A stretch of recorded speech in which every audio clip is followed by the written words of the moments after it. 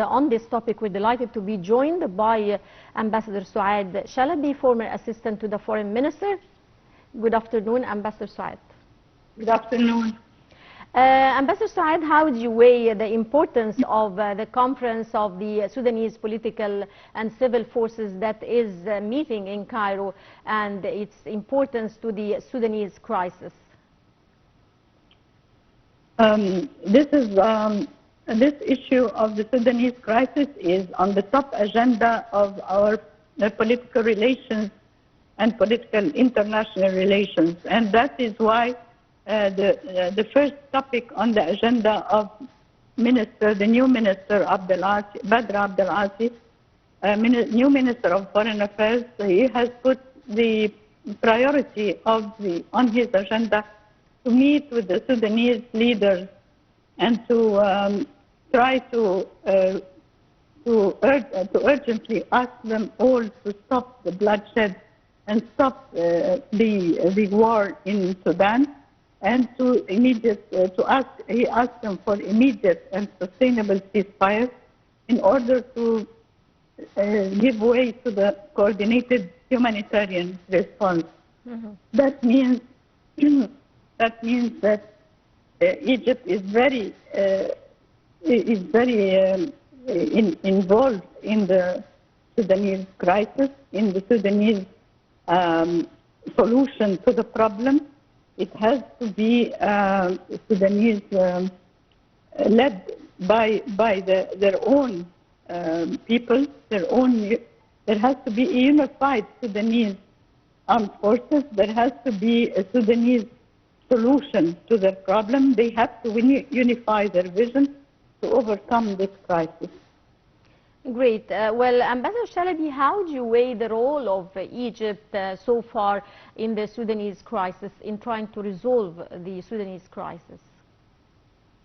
As you know, that in spite of all the economic problems that Egypt is facing, Egypt opened the doors for the Sudanese civilians to come in, and we hosted millions of refugees in Egypt, and hundreds and thousands of Sudanese who have crossed the borders were welcomed by Egypt, and we have also provided support, providing food, medical supplies, and even we have managed to do development programs and development projects, especially for electricity and for communication.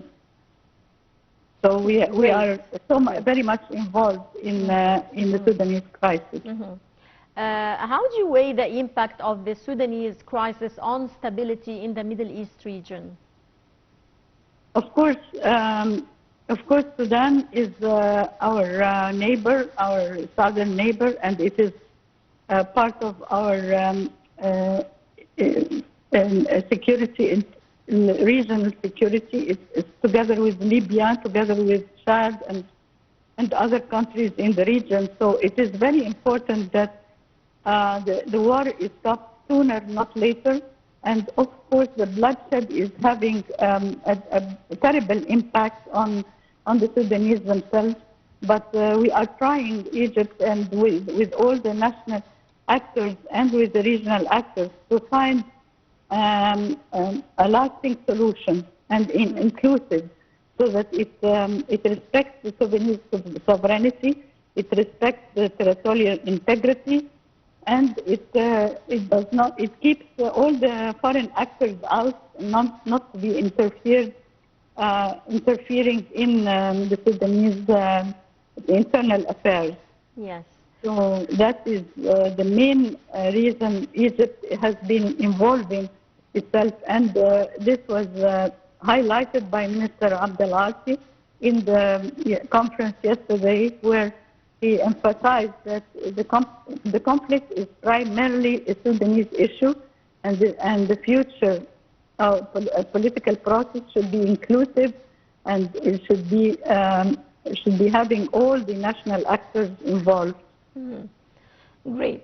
Ambassador Shalaby, the theme of the conference or the meeting is Together to Stop War. How do you see the significance of this theme, and what are your expectations for the outcome of the meeting? Well, this is one of the efforts that Egypt has been doing. There has been a lot of other efforts, but this time it's the new minister. It's highlighting the new agenda, the top of the agenda of the regional security of the neighbors, the neighboring Sudan, showing that how much it is of importance for Egypt's security and integrity to have a unified Sudan, a peaceful Sudan, a sovereign Sudan. And it is important for Egypt that all the efforts that we are doing, and we will continue, of course, Egypt will continue to do the efforts in order to end the conflict in Sudan.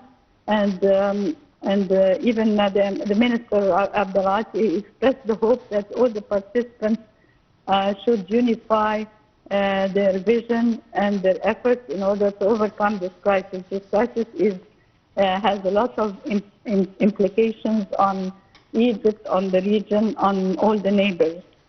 Mm-hmm. And we continue to support until they reach the achieve stability, progress, and prosperity in Sudan.